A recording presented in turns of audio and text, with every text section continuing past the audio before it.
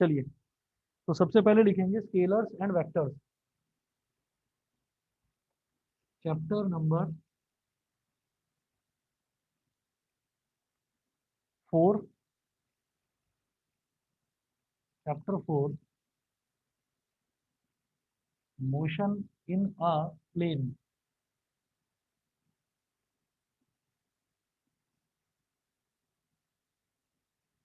Motion in a plane, इसमें सबसे पहले लिखेंगे scalars and vectors.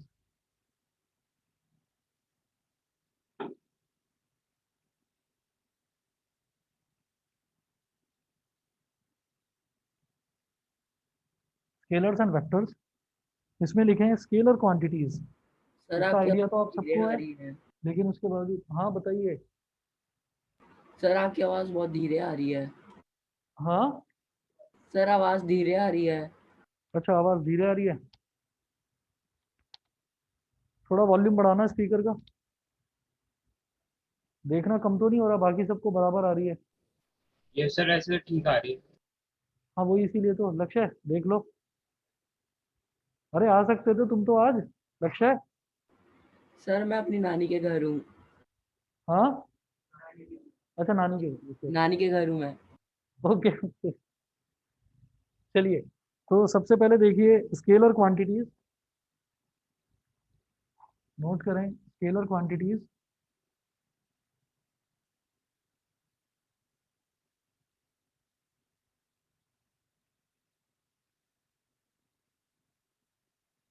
Scalar quantities में लिखिएगा the physical quantities which have only magnitude.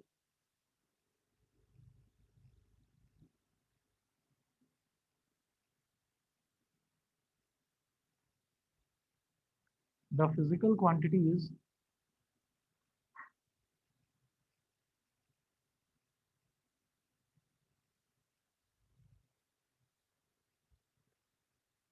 एक मिनट वेट करें।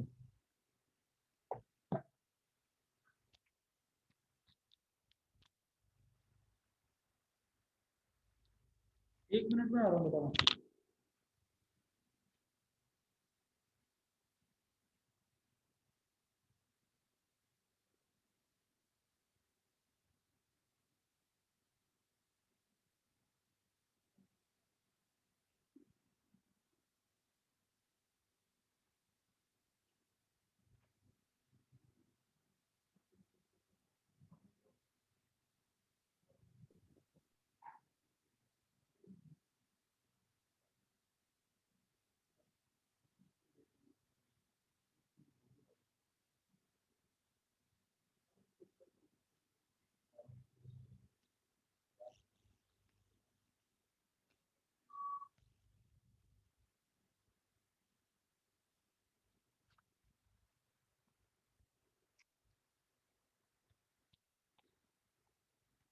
सर आप वो फेस शील्ड यूज कर लीजिए ना, उससे जरा क्लियर आएगी, फिर मास्क नहीं पहनना पड़ेगा।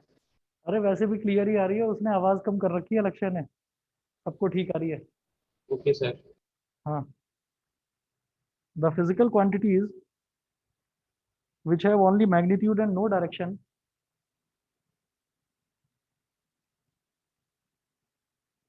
The physical quantities which have only magnitude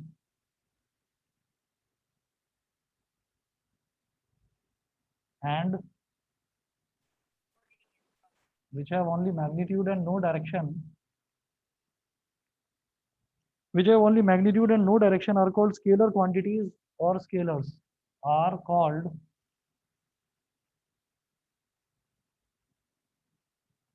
scalar quantities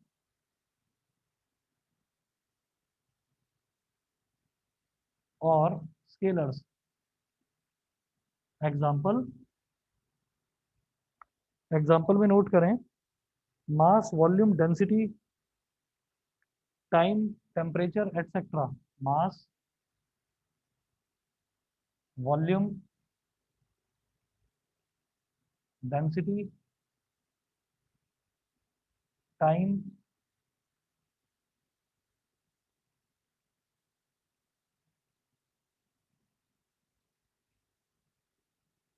mass, volume, density, time, temperature et cetera. आप ये देखिएगा कि चाहे मास हो, वॉल्यूम हो, डेंसिटी हो, टाइम हो, टेम्परेचर हो, मतलब इनकी कोई डायरेक्शन नहीं होती। मास जो है वो जितना है उतना ही रहेगा, वो किसी डायरेक्शन में ट्रेवल नहीं करेगा। ऐसी वॉल्यूम है, तो वॉल्यूम जितनी है उतनी ही रहेगी, वॉल्यूम की कोई डायरेक्शन नहीं होती। हम ये कहें कि नॉर्थ की डायरेक्शन में उसका इतना वॉल्यूम होगा, साउथ की डायरेक्शन में इतना वॉल्यूम होगा, ऐसा नहीं होता। तो ये जितनी भी टर्म्स हैं ये सारी की सारी स्केलर है, इनकी कोई डायरेक्शन नहीं होती। फॉर एग्जाम्पल, मैं अगर ये कहूँ कि मेरे बराबर में कोई ऑब्जेक्ट रखा हुआ है और मैं उसको पुश करता हूँ, तो या फिर मैं उसको पुल करता हूँ, तो अब पुश और पुल, पुश या पुल ही फोर्स कहलाता है। तो पुश करना मतलब मैं उसको आगे की तरफ धकेल रहा हूँ, पुल करना मतलब मैं उसको अपनी तरफ खींच रहा हूँ। तो इसका मतलब दोनों ही केसेस में डायरेक्शन है। तो जब डायरेक्शन होती है तो वो चीज कहलाती है वेक्टर, और जब डायरेक्शन ही नहीं होती तो वो कहलाती है स्केलर। अगर मान लीजिए एक चेयर है वो यहाँ रखी है, तो उसका मास मान लो यहाँ पर 2 किलो है, तो थोड़ी दूर बाद उसको रखूंगा वहां पर भी 2 किलो होगा, तो उसके मास पर कोई फर्क नहीं पड़ने वाला। मास यूनिवर्सली कांस्टेंट रहेगा। किसी का टेम्परेचर है मान लीजिए 30 डिग्री सेल्सियस, तो 30 डिग्री सेल्सियस की कोई डायरेक्शन नहीं है, उसको आप कहीं पर भी रखकर उसका टेम्परेचर 30 डिग्री सेल्सियस करो उतना ही होगा। तो इसका मतलब जिसमें डायरेक्शन का इन्वॉल्वमेंट होता है उसको वेक्टर बोलते हैं, जिसमें डायरेक्शन का कोई लेना देना नहीं होता उसको हम स्केलर बोल देते हैं। सभी को क्लियर है बेटा, बताइए। हाँ यस सर। अगर मैं हाँ अगर मैं सिर्फ लेंथ की बात करूंगा बेटा, तो लेंथ जो है वो स्केलर होगा, क्योंकि लेंथ इज जस्ट लाइक कि जैसे आपका डिस्टेंस हो गया। लेकिन अगर उसी डिस्टेंस को एक पर्टिकुलर डायरेक्शन में बोल दिया जाए देन इट बिकम्स डिस्प्लेसमेंट, और डिस्प्लेसमेंट जो है वो वेक्टर होता है। क्लियर है? ठीक। बताइए बेटा, बाकी सभी बच्चों को भी क्लियर है जो ऑनलाइन वाले हैं? Yes sir. Yes sir. Yes sir. चलिए, तो ये स्केलर क्वांटिटीज की डेफिनेशन हुई, इसके बाद हम देखेंगे वेक्टर क्वांटिटीज की definition.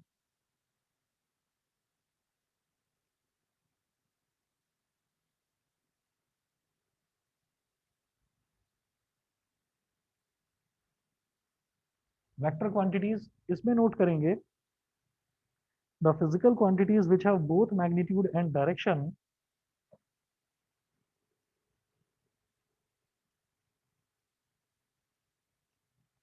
the physical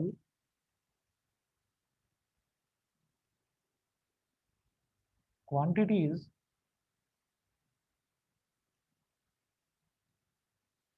which have both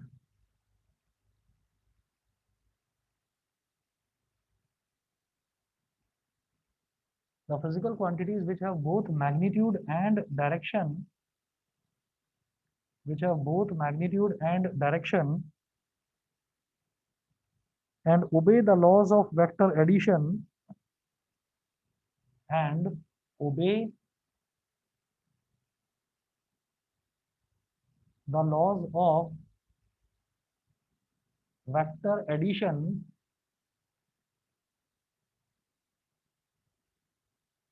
and obey the laws of vector addition are called vector quantities or vectors,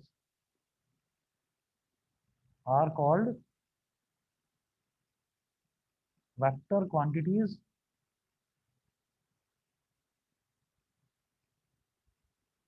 are called vector quantities or vectors.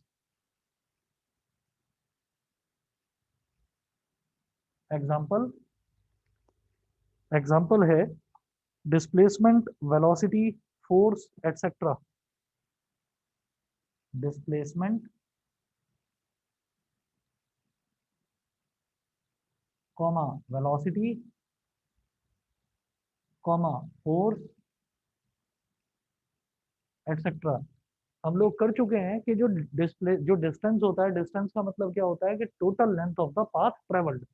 जो पाथ मैंने पूरा का पूरा ट्रेवल करा, सीधा, टेढ़ा, उल्टा, कैसा भी पाथ है, आप ये समझ लीजिए उस पाथ की टोटल लेंथ को मैं डिस्टेंस ट्रेवल्ड बोल देता हूँ। लेकिन अगर मेरे से ये कहा जाए कि आप डिस्प्लेसमेंट बताइए, तो जो इनिशियल पोजीशन है और फाइनल पोजीशन है, इनिशियल पोजीशन को पकड़ते हैं और इनिशियल पोजीशन से फाइनल पोजीशन तक एक स्ट्रेट लाइन हम ड्रॉ कर देते हैं, तो वही हमारा डिस्प्लेसमेंट होता है। तो इनिशियल पॉइंट से फाइनल पॉइंट तक का जो स्ट्रेट लाइन डिस्टेंस है उसी को तो डिस्प्लेसमेंट बोलते हैं। तो इनिशियल से फाइनल तक का जो डायरेक्शन है वो डायरेक्शन हो गया डिस्प्लेसमेंट का। तो डिस्प्लेसमेंट की हमारे पास डायरेक्शन होती है। दोबारा बताऊं, आप ये देखिए कि जैसे मान लो मेरे पास एक या बहुत सारे मल्टीपल पॉइंट्स हैं। मान लीजिए कि मैं यहाँ से चला, फिर यहाँ पहुँचा, फिर यहाँ पहुँचा, फिर इधर और फिर इधर। तो ये लेंथ, ये वाली लेंथ, ये वाली लेंथ और ये वाली लेंथ, इन सबको ऐड कर देंगे तो डिस्टेंस निकल जाएगा। लेकिन जो हमारा डिस्प्लेसमेंट है वो है इनिशियल पॉइंट और फाइनल पॉइंट, इन दोनों के बीच का स्ट्रेट लाइन डिस्टेंस। तो दिस इज कॉल्ड डिस्प्लेसमेंट, इसको हम डिस्प्लेसमेंट बोलते हैं। तो डिस्प्लेसमेंट की तो एक पर्टिकुलर डायरेक्शन हो गई, इस वजह से displacement is called a vector quantity. Velocity क्या होता है? Displacement upon time taken. तो वेलोसिटी भी वेक्टर क्वांटिटी हो गई, क्योंकि डिस्प्लेसमेंट को आप टाइम से डिवाइड कर रहे हो। तो जब डिस्प्लेसमेंट एक वेक्टर क्वांटिटी है तो वेलोसिटी भी वेक्टर क्वांटिटी हो गई। फोर्स, फोर्स की हमेशा डायरेक्शन होती है कि किस डायरेक्शन में फोर्स लगा रहे हो। ऐसे ही थोड़ी कि यहाँ बैठे बैठे हो बस जी फोर्स लगा रहा हूँ मैं। भाई कहाँ लगा रहे हो फोर्स? ऊपर, नीचे, लेफ्ट, राइट, कहाँ लगा रहे हो? तो जब डायरेक्शन होगी इसका मतलब ये एक वेक्टर क्वांटिटी है। बताइए बेटा, अंश, अंशित, आर्यन, आस्था, भव्या, दिवस, सभी को क्लियर है? Yes, Yes, sir. sir. ठीक है, चलिए जी आगे चलता हूँ फिर मैं। उसके बाद वेक्टर जो है, वेक्टर को रिप्रेजेंट करने का तरीका क्या होता है? तो लिखेंगे रिप्रेजेंटेशन ऑफ अ वेक्टर। ये बहुत बेसिक चीज है जो अब हम स्टार्ट कर रहे हैं यहाँ पर, कि वेक्टर्स को रिप्रेजेंट करने का भी एक तरीका होता है। देखिएगा कैसे रिप्रेजेंट करते हैं, मतलब लिखने का तरीका। तो लिखेंगे representation of a representation of a vector. एक वेक्टर को कैसे रिप्रेजेंट करते हैं, एक लाइन लिखिए बस। A vector quantity is represented by a straight line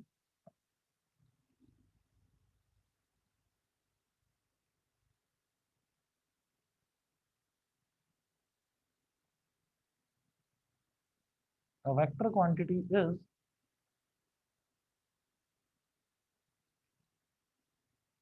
vector quantity is represented by a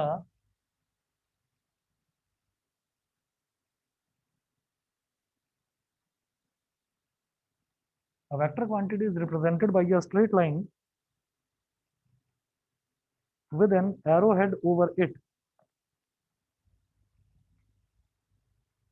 with an arrowhead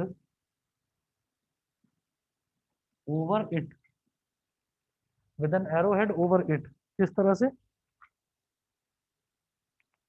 for example,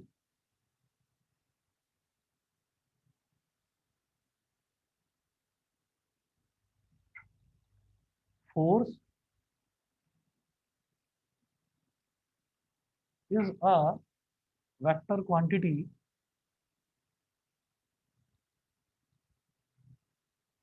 which is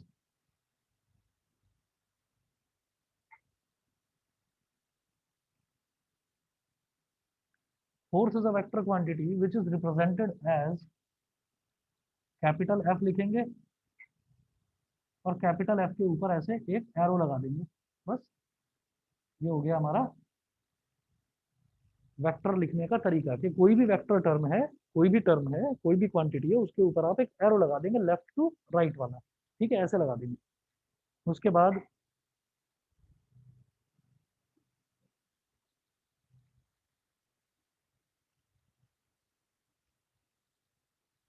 इसके बाद नोट करेंगे कि अलग अलग तरीके के जो वेक्टर्स हैं। तो पहली आप हेडिंग डालेंगे पोजीशन एंड डिस्प्लेसमेंट वेक्टर्स। फिर आगे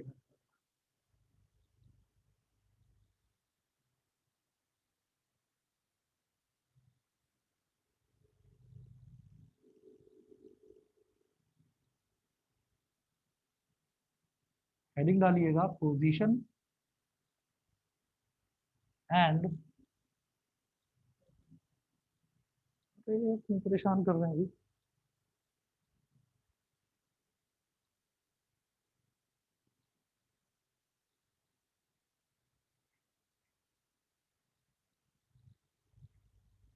position and displacement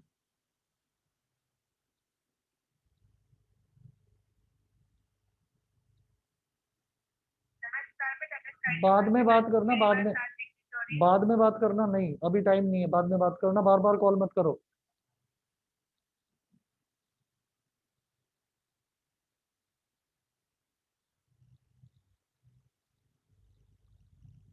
position and displacement vectors.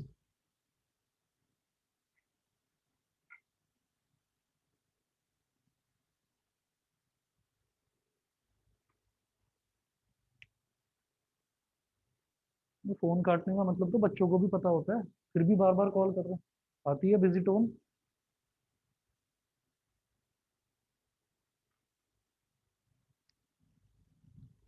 रोज आता है इनका फोन। कोई टा, कोई टाटा स्काई का नया कोई ब्यूटी चैनल आया है कि वो ब्यूटी पैक ले लो हमसे। अगर बैठ कर ब्यूटी सुधारेंगे यहाँ पर अपनी, वैसे ही घर से बाहर तो निकल नहीं पा रहे। Position and displacement vectors,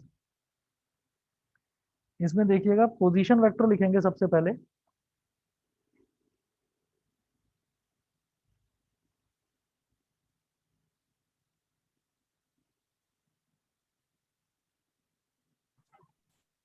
position vector, a vector which gives position of an object, a vector which gives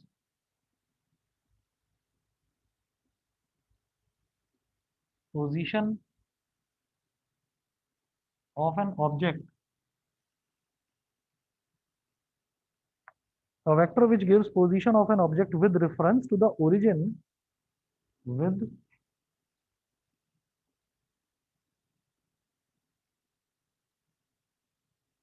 reference to the origin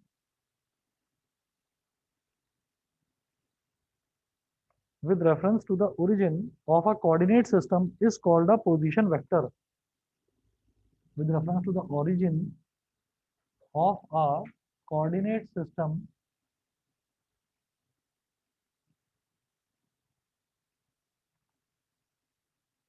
is called position vector. Is called position vector.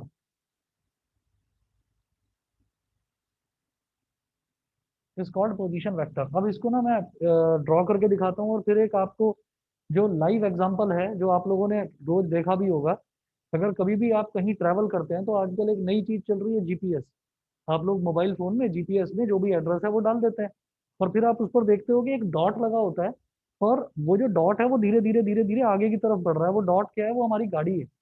ठीक है, तो हमारी गाड़ी धीरे धीरे धीरे धीरे जिस डायरेक्शन में जा रही है और उसमें एरो भी लगा रहता है कि किस डायरेक्शन में जा रही है। तो वो जो चीज है वो क्या है? अगर हम कहीं पर रुक जाते हैं तो वो डॉट भी वहीं पर रुक जाता है। हम चलने लगते हैं तो वो डॉट भी धीरे धीरे धीरे धीरे चलने लगता है। तो क्या है कि वो जो डॉट है वो क्या रिप्रेजेंट कर रहा है? वो पोजीशन रिप्रेजेंट कर रहा है। कहाँ से? विद रिस्पेक्ट टू, मतलब जो हमारा रेफरेंस है, रेफरेंस क्या है? वो स्काई है। कि हम ना ऊपर से जो जो वो जो इमेज चलती रहती है उसमें, वो कहाँ से ली जाती है? वो ऊपर से ली जाती है, सैटेलाइट से। तो अगर आप उसको धीरे धीरे, अगर नेटवर्क बहुत अच्छा है और आप गाड़ी में चलते चलते धीरे धीरे मैग्नीफाई करके देखते जाएंगे ना, तो अगर नेटवर्क बहुत अच्छा है जो कि आगे होने वाला है, तो उसमें क्या होगा कि पास में अगर आप किसी शॉप से या किसी मॉल के बराबर से आप गुजर रहे हैं तो वो मॉल भी दिखाई देगा, वो शॉप भी दिखाई देगी। जैसे अभी तो 4G चल रहा है, अभी 5G ट्रायल चल रहा है, बहुत अलग अलग कंट्रीज में चल रहा है, यूरोपियन कंट्रीज में तो हो भी चुका है 5G। तो आप ये देखिएगा कि जब 5G आ जाएगा तो इतना अच्छा हो जाएगा कि आप बराबर से अगर किसी शॉप से निकल रहे हैं तो वो शॉप भी, उसका नाम भी लिखा हुआ आएगा। अभी भी आता है, अभी भी आता है। ऐसा नहीं है कि अगर आपके पास 4G नहीं है तो 3G ने काम करना बंद कर दिया। 3G भी काम करता है, लेकिन जहां पर स्ट्रेंथ अच्छी है वहां पर। इसी तरह से अभी जो 4G है, तो 4G भी बाद में काम करता रहेगा। तो 4G में भी आपको दिखाई देता है, अगर नेटवर्क अच्छा आ रहा है ना, तो आप उसको मैग्नीफाई करके देखेंगे तो आपको पता चल जाएगा। मेरे बाजू में जो पेट्रोल पंप है उसका नाम क्या है, मेरे बाजू में जो अभी नर्सरी निकली उस नर्सरी का नाम क्या है, वो सब लिखा हुआ आता है। तो ये जो चीजें हैं, इससे क्या पता चलता है? इससे पोजीशन पता चलती है किसी भी ऑब्जेक्ट की। तो ऑब्जेक्ट इस टाइम कहाँ पर है, वो उस चीज को लोकेट करने को ही हम बोल देते हैं पोजीशन वेक्टर। कैसे? अब मैं मोशन इन अ प्लेन की बात कर रहा हूँ। जो हम बात करते हैं लाइव एग्जांपल जो मैंने आपको बताया, वो एक जीपीएस सिस्टम का हमने एग्जांपल बताया। तो जो दुनिया है, दुनिया को देखने का जो हमारा नजरिया है वो 3D है। क्यों? मैं यहाँ बैठा हुआ हूँ तो मुझे आपकी लंबाई भी पता चल रही है, चौड़ाई भी पता चल रही है, और आपकी जो विड्थ है यानी कि जो मोटाई है वो भी पता चल रही है। ठीक है ना? तो हम आपको पूरा 3 डायमेंशन में देख सकते हैं। लेकिन जब हम कोई मूवी देखते हैं तो मूवी में हमें सिर्फ लेंथ दिखाई देती है और उसकी हाइट दिखाई देती है, एक्स और वाई। ठीक? वो चश्मा लगाकर जो 3D वाली देखते हैं उसमें हमको उनकी मोटाई भी दिखाई दे जाती है। तो जो हम दुनिया को देखते हैं, दुनिया को तो हम 3 डायमेंशन प्लेन में देखते हैं, लेकिन जो ये हमारा चैप्टर है ये मोशन इन अ प्लेन है, मोशन इन अ प्लेन है। तो हमको इसको 2 डायमेंशन में ही लेकर चलना है। और आप ये देखेंगे कि जो हमारी फिजिक्स है इसमें हम 3D में बहुत कम डील करेंगे, हमें करना ही 2D में डील है। 2D मतलब 2 डायमेंशन, 2 डायमेंशन मतलब X axis and Y axis. तो जब एक्स एक्सिस और वाई एक्सिस की बात है तो एक्स एक्सिस और वाई एक्सिस ड्रॉ कर लो। हमने कहा ये तो वाई एक्सिस हो गई और ये एक्स एक्सिस हो गई और ये ओरिजिन हो गया। तो कोई ऑब्जेक्ट मान लो इतना आगे चल चुका है हॉरिजॉन्टली और कोई ऑब्जेक्ट मान लो इतना ऊपर चल चुका है वर्टिकली। इसका पोजीशन कैसे लोकेट करेंगे, पोजीशन वेक्टर वो कैसे लोकेट करेंगे? यहाँ से एक्स एक्सिस के पैरेलल लाइन ड्रॉ करा और इस पॉइंट से वाई एक्सिस के पैरेलल लाइन ड्रॉ करा। तो जिस पॉइंट, ये वाला जो पॉइंट है ये तो इसका कोऑर्डिनेट हो गया। आप कहोगे पढ़ रखा है ये हमने, ये तो कोऑर्डिनेट होता है। हमें अगर मालूम है कि ये 4 है और मान लीजिए ये वाली लेंथ 3 है तो इसको 4,3 बोलते हैं, ये तो कोऑर्डिनेट होता है। तो फिर पोजीशन वेक्टर क्या है? पोजीशन वेक्टर ये जो कोऑर्डिनेट है ना, ये वाला जो पॉइंट है इसको अगर आपने ओरिजिन से ज्वाइन कर दिया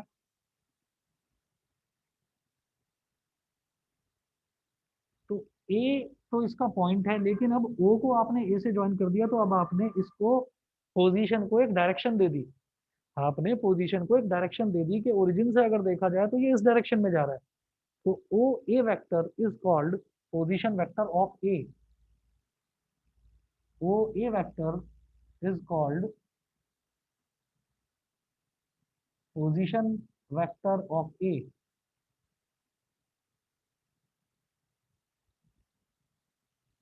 बताइए बेटा, सभी को क्लियर है? पोजीशन वेक्टर क्या है? किसी भी ऑब्जेक्ट की, किसी भी ऑब्जेक्ट की एक्स एक्सिस और वाई एक्सिस में पोजीशन क्या है, उस पॉइंट को, उस कोऑर्डिनेट को आपको ओरिजिन से ज्वाइन कर देना है। वो जो स्ट्रेट लाइन बनेगी that is called position vector. समझ गए बेटा? बताइए। पार्थ समझ में आ गया? रोहन? Excuse me, sir. हाँ जी बताइए। Sir, sir, हाँ ये, could you please repeat the graph portion? हाँ दोबारा बता रहा हूँ, वेट करिए। देखिए ऐसा है कि अगर मान लीजिए यहाँ से लेकर और यहाँ तक वाली लेंथ है x1 और यहाँ से लेकर और यहाँ तक वाली लेंथ है y1, ठीक है? तो क्या होता है कि देखिए आपने अगर कभी कोई भी मिलिट्री बेस वाली फिल्म देखी हो, हॉलीवुड की देखी हो, तो उसमें क्या होता है कि उसमें जब सोल्जर्स होते हैं तो सोल्जर्स जो हैं वो ये कहते हैं कि कहाँ पर हो आप? तो वो बोलते हैं कि मैं फलाने या उस माउंटेन पर मैं हूँ। तो वो बोलते हैं कि अपने कोऑर्डिनेट्स भेजो मेरे को, ठीक है? वो तुरंत ये बोलते हैं कि आप मेरे को अपने कोऑर्डिनेट्स भेजो। तो कोऑर्डिनेट्स का मतलब ये है कि वो ये कह देते हैं कि कोऑर्डिनेट्स मैं भेजता हूँ, आप कहाँ पर हो? तो वो बोलता है कि आई एम अल्फा टॉकिंग। सब अपने वो बताते हैं ना, सब अपने अपने कोड्स बताते हैं, ठीक? तो I am alpha talking from coordinate number this. तो वो बताते हैं कि मैं इस कोऑर्डिनेट पर हूँ। तो उस कोऑर्डिनेट से कितना आप दूरी पर हो हॉरिजॉन्टली और कितना आप ऊंचाई पर हो, वो कहते हैं कि आप अपने कोऑर्डिनेट भेज दो और मैं आपको कवर फायर देता हूँ। तो वो कह देते हैं कि मेरे कोऑर्डिनेट ये हैं। वो उसी एंगल पर, जो आजकल ऑटोमेटिक गन्स आ रही हैं, वो उसी एंगल पर गोलियां चलानी शुरू कर देते हैं। गोलियां चलाने का मतलब ये है कि जो ऊपर खड़ा हुआ है माउंटेन पर, जो सोल्जर खड़ा हुआ है, उसकी जो बुलेट्स हैं वो खत्म हो चुकी हैं। तो जो नीचे खड़ा हुआ है उसने उसको बोला, अपने वॉकी टॉकी से बोला कि आप मुझे अपने कोऑर्डिनेट्स भेज दो और मेरे को कवर फायर दो। कवर फायर का मतलब ही सीधा सीधा ये है कि वो तो नीचे बैठ जाएगा या लेट जाएगा जमीन पर और वो पीछे से गोलियां चलानी शुरू कर देंगे। तो जो सामने जो एनिमी सोल्जर्स हैं उनको लगेगा कि इधर जो बंदा खड़ा हुआ है ना, उसके पास बहुत ज्यादा एम्यूनिशन है, बहुत ज्यादा आर्म्स है, कि इतनी तरह तरह की गोलियां चला रहा है। तो होता क्या है कि वो जो ऊपर माउंटेन पर सोल्जर खड़ा हुआ है उसकी जान बच जाती है, ठीक है? तो ये जो चीजें हैं, इन चीजों से क्या समझ में आता है? ये हमें दो चीजें जो हैं जो बहुत इंपॉर्टेंट है, एक तो कितना आप हॉरिजॉन्टल ट्रैवल कर गए और एक कितना आप वर्टिकली ट्रैवल कर गए। ये दो होते हैं हमारे कोऑर्डिनेट्स। वो कोऑर्डिनेट्स अगर दे रखे हैं कि आप कहीं पर भी खड़े हुए हो तो आपकी जो, आपने हॉरिजॉन्टली ट्रैवल करा मान लो x1 मीटर और वर्टिकली ट्रैवल करा y1 मीटर, तो ये जो ये वाला पॉइंट है, आपने x1 से y एक्सिस के पैरेलल एक लाइन ड्रॉ करी, y1 से x एक्सिस के पैरेलल एक लाइन ड्रॉ करी और ये हो गया x1, y1, ठीक है? x1, y1। अब इसको अगर आपने ओरिजिन से ज्वाइन कर दिया तो ये एक वेक्टर बन गया, क्योंकि ओरिजिन से अब मैंने ये बता दिया कि इस पॉइंट के कोऑर्डिनेट्स तो यहाँ पर हैं, लेकिन इसकी डायरेक्शन कैसे देंगे? ओरिजिन से इस पॉइंट को ज्वाइन कर दीजिए। ओरिजिन से जब इस पॉइंट को हमने ऐसे ज्वाइन कर दिया तो ये जो ओ ए जो लाइन बनी है, this is called O A vector, this is called position vector of A. ये ए का पोजीशन वेक्टर कहलाएगा। बताइए ये समझ में आ गया? Yes, sir. ठीक है। अब देखिएगा, ये तो पोजीशन वेक्टर है। अब सोचो कि बंदा जो यहाँ पर खड़ा हुआ है वो यहाँ से थोड़ा हट जाए, किसी और डायरेक्शन में चला जाए, या कहीं किसी पॉइंट पर खड़ा था किसी दूसरे पॉइंट पर पहुंच जाए, तो ये उस केस में जो वेक्टर है उस वेक्टर को क्या कहा जाएगा वो देखते हैं। हेडिंग डालिएगा डिस्प्लेसमेंट वेक्टर। हटने का मतलब ये है, कहते हैं ना कि भाई हम यहाँ से थोड़ा सा डिस्प्लेस हो जाते हैं। डिस्प्लेस का होने का मतलब ये है कि हम यहाँ से थोड़ा सा हट जाते हैं। ठीक, तो अब आप ये देखिएगा, डिस्प्लेसमेंट वेक्टर लिखेंगे।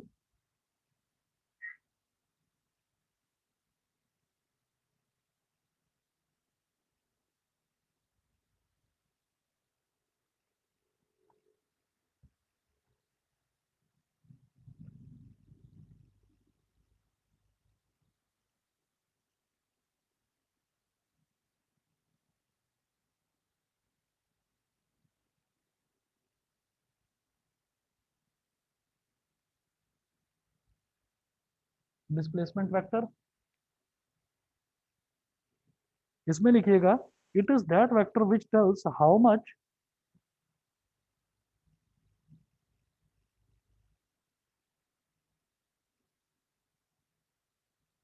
सर हाँ जी बताइए। सर आप पोजीशन वेक्टर दोबारा समझा सकते हो? पोजीशन वेक्टर ये है कि जैसे मान लीजिए कोई भी ऑब्जेक्ट है ना, किसी ऑब्जेक्ट के कोऑर्डिनेट्स है मेरे पास। मान लो एक ऑब्जेक्ट है, उसके कोऑर्डिनेट्स दे रखे हैं x1 comma y1।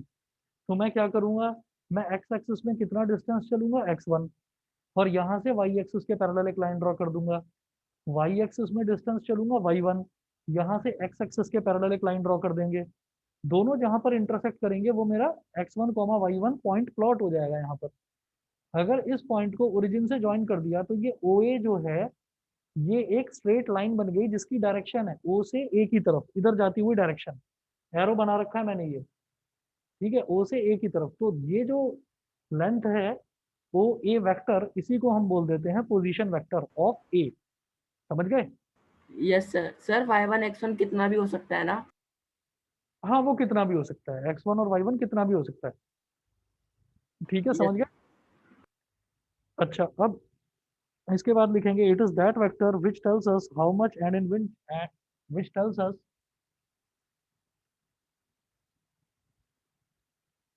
How much and in which direction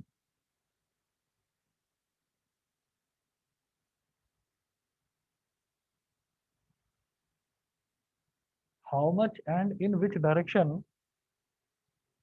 an object has changed its position. An object has changed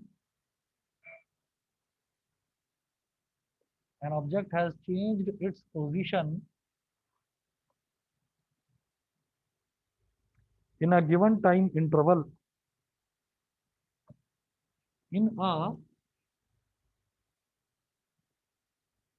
given time interval.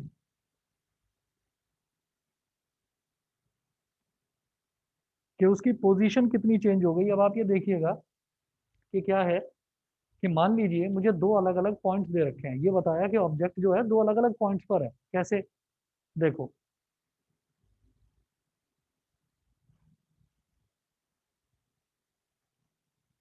ये x एक्सिस, ये y एक्सिस। अब सोचिएगा कि इनिशियली ऑब्जेक्ट यहाँ पर था पॉइंट P पर,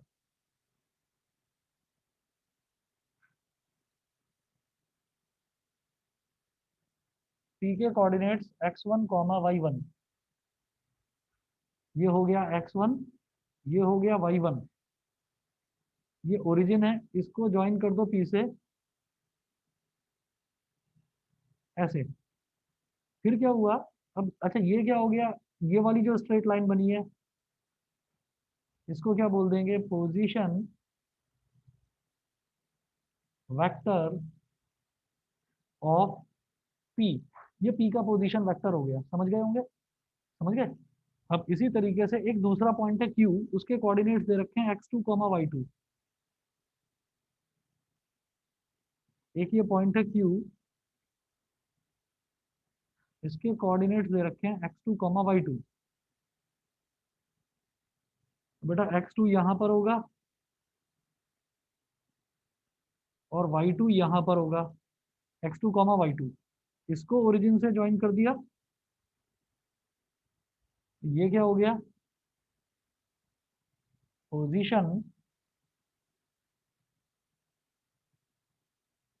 वेक्टर ऑफ क्यू। ये क्यू का पोजीशन वेक्टर हो गया।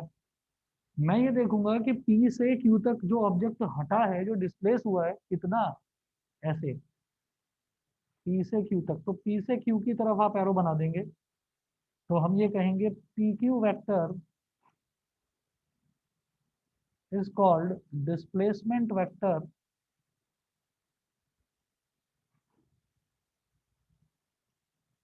फ्रॉम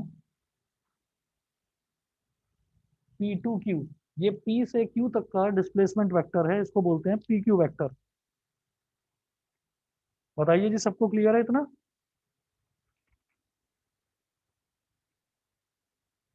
बताइए बेटा, ऑनलाइन वाले बच्चे और बता दीजिए, सभी को क्लियर है कि नहीं? Yes, sir. Yes, sir.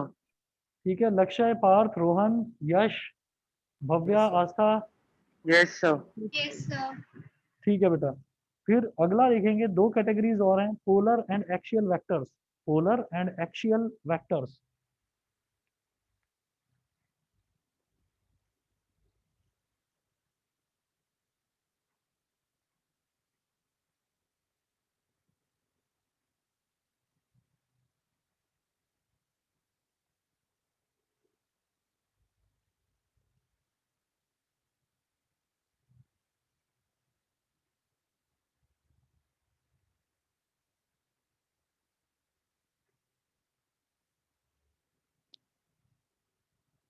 हाँ, ये x2 y2 है। चलिए, polar and axial vectors.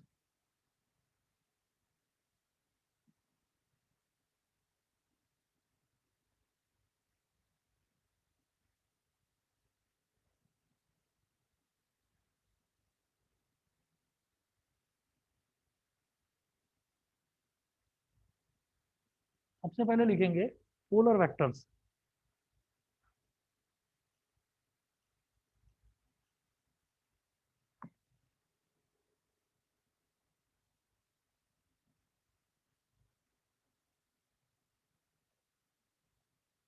Polar vectors में लिखिएगा, the vectors which have a starting point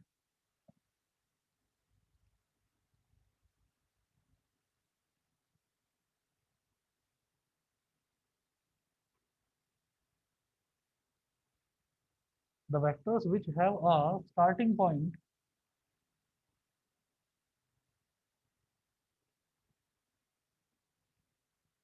the vectors which have a starting point or a point of application or a point of application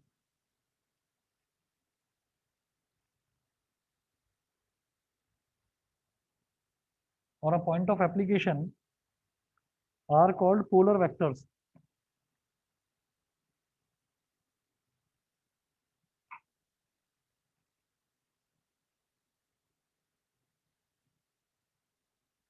Are called polar vectors. इसके example लिखेंगे, displacement, velocity, force, etcetera. Displacement, comma, velocity, comma, force, et cetera. Displacement, velocity, force, etcetera. तो जिन vectors के भी starting point होते हैं, मुझे पता है अगर मैं डिस्प्लेसमेंट की बात करूंगा तो डिस्प्लेसमेंट का स्टार्टिंग पॉइंट जरूर होता है। जैसे यहाँ पर मैं बोल रहा था कि ये डिस्प्लेसमेंट वेक्टर है, तो इसका स्टार्टिंग पॉइंट पी है और एंडिंग पॉइंट क्यू है ना। तो मेरे को मालूम है वेलोसिटी, वेलोसिटी में बॉडी कहाँ से चली कहाँ पहुंची, ये हमें पता होता है। तो इसका मतलब जिन वेक्टर्स के भी मुझे स्टार्टिंग पॉइंट और एंडिंग पॉइंट मालूम होते हैं उसको मैं बोल देता हूँ पोलर वेक्टर। ठीक है, अगला लिखेंगे axial vectors.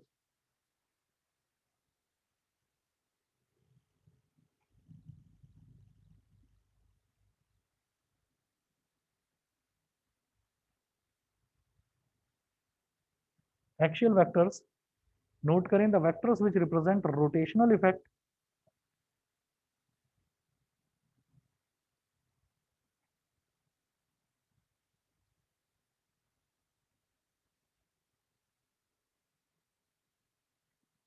the vectors which represent rotational effect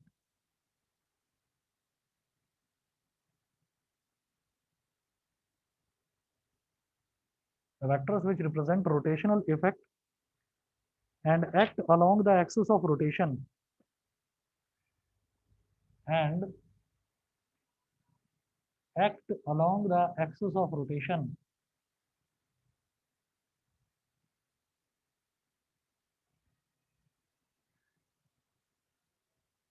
the vectors which represent rotational effect and act along the axis of rotation in accordance with right hand screw rule।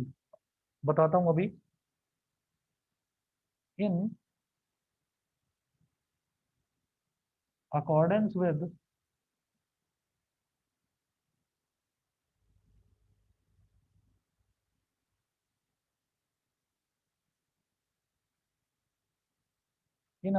with right hand screw rule, SCREW screw rule,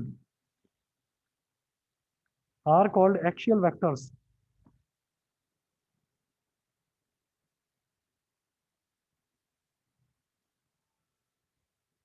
are called axial vectors। Full stop. Example लिखेंगे, देखो ये axial vectors जो हैं ये totally नए हैं आप लोगों के लिए, ये आपने अब तक 9th या 10th क्लास तक कहीं तक भी आपने पढ़े ही नहीं होंगे। थोड़ा बहुत हो सकता है डेली लाइफ में सुने हो, ठीक है, लेकिन पढ़े नहीं है। इसको मैं पढ़ाऊंगा, एक एक चीज बताऊंगा। एग्जाम्पल लिखें तो अभी तो मैं बस हिंट देकर आगे बढ़ूंगा क्योंकि रोटेशनल मोशन वाला चैप्टर ही टोटली हमारा अलग है, उसमें डिटेल में पढ़ेंगे इन सारे एग्जाम्पल्स को। एग्जाम्पल है angular velocity, torque, angular velocity comma torque, TORQUE torque comma angular momentum etcetera. Angular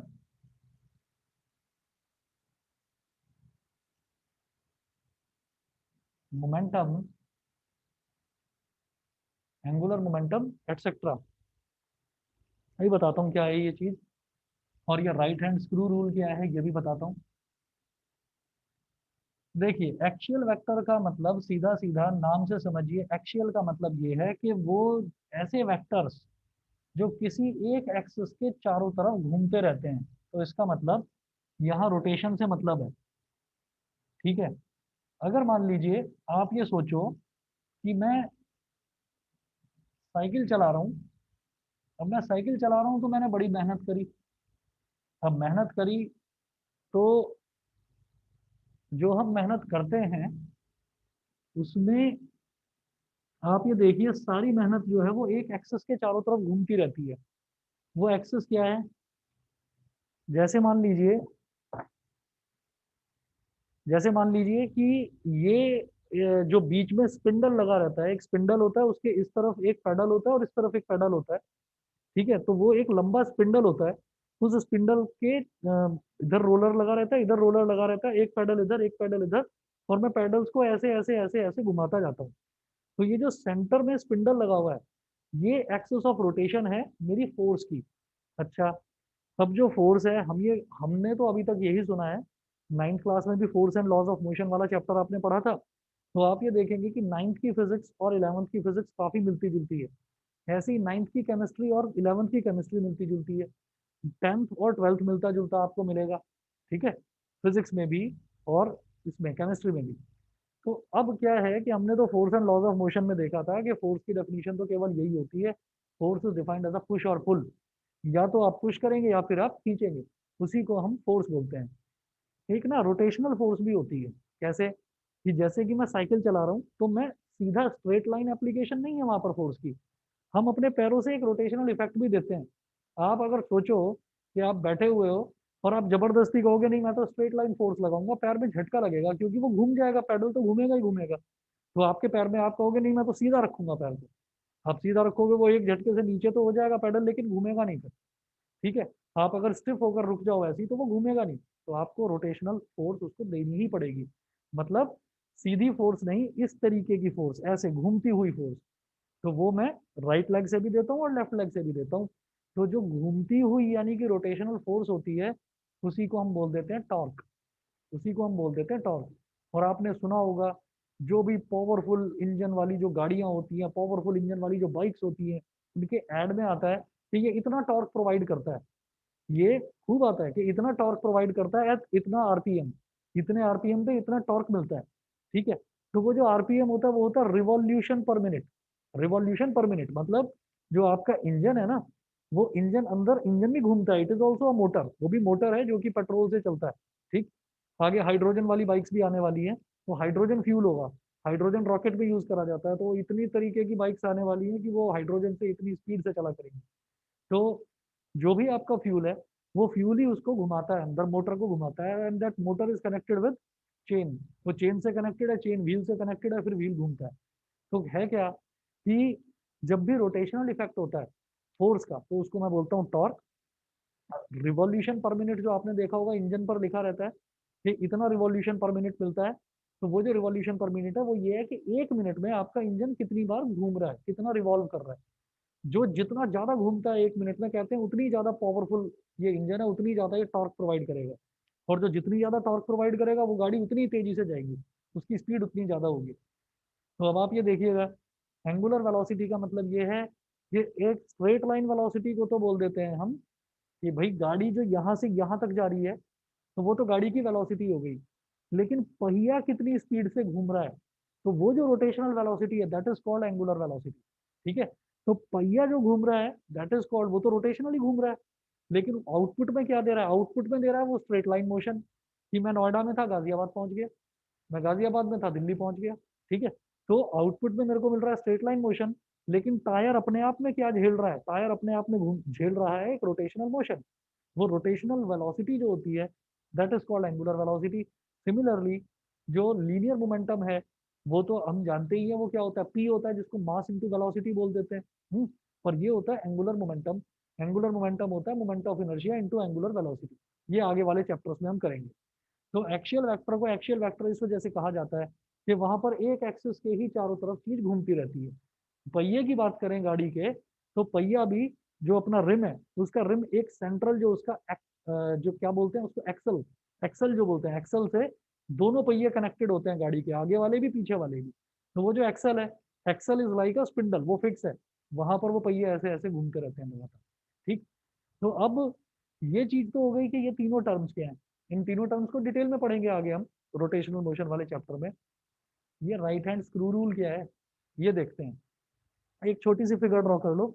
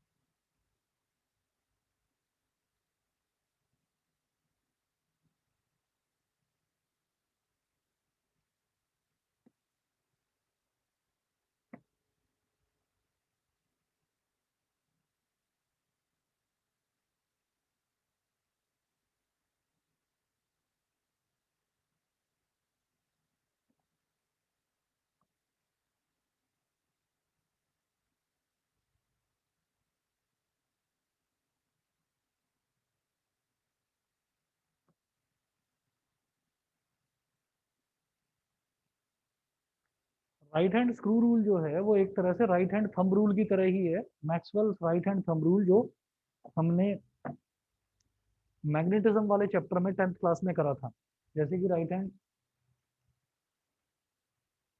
अभी बता रहा हूँ बेटा, एंगुलर मोमेंटम अभी बता रहा हूँ। देखिए, जैसे पहले ये देखते हैं कि एक्सियल वेक्टर क्या है, एंगुलर मोमेंटम पर अभी आता हूँ। जैसे एक्सियल वेक्टर है, तो एक्सियल वेक्टर में राइट हैंड स्क्रू रूल का मतलब ये है कि आप अपना जो राइट हैंड है, थंब तो ऐसे रखिए और ये ऐसे घूम रहा है। आप ये देखिएगा कि ये जो मेरी फिंगर्स है ये इस तरह से स्विल्ड कर रही है, तो फिंगर ऐसे घूम रही है। तो अगर कोई भी चीज इस तरीके से घूम रही है, ऐसे घूम रही है, तो मैं ये देखूंगा कि फिंगर्स का स्विर्ल जो है वो तो रोटेशन की डायरेक्शन में रखें, और थंब जिस डायरेक्शन में होगा वो एक्सियल वेक्टर की डायरेक्शन होगी। ठीक है। अच्छा, उसके बाद मैं ये बात करता हूँ कि यहाँ पर एक्सियल वेक्टर कैसे घूम रहा है, ऐसे घूम रहा है, यानी कि फिंगर्स का स्विर्ल ऐसे है, इस तरीके से, तो थंब नीचे की तरफ है, एक्सियल वेक्टर।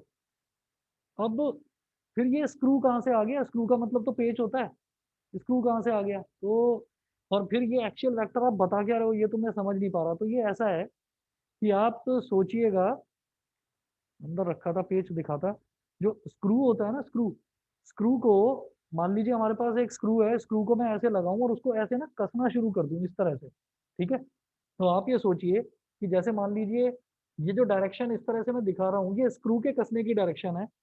तो जो स्क्रू है वो जाएगा कहाँ, स्क्रू अंदर की तरफ जाएगा। मतलब अगर स्क्रू को मैं क्लॉकवाइज घुमाऊंगा तो स्क्रू जाएगा कहाँ, अंदर की तरफ जाएगा। ठीक। अच्छा, अगर स्क्रू को एंटी क्लॉकवाइज घुमाएंगे, ऐसे करेंगे, तो स्क्रू बाहर की तरफ आएगा। तो जिस जिस डायरेक्शन में, जैसे मान लीजिए मैं क्लॉकवाइज घुमा रहा हूँ, तो screw will go inside the page, screw will go inside the page. तो वो जो इनसाइड द पेज वाली डायरेक्शन है वो कहलाएगी एक्सियल वेक्टर की डायरेक्शन। ठीक है।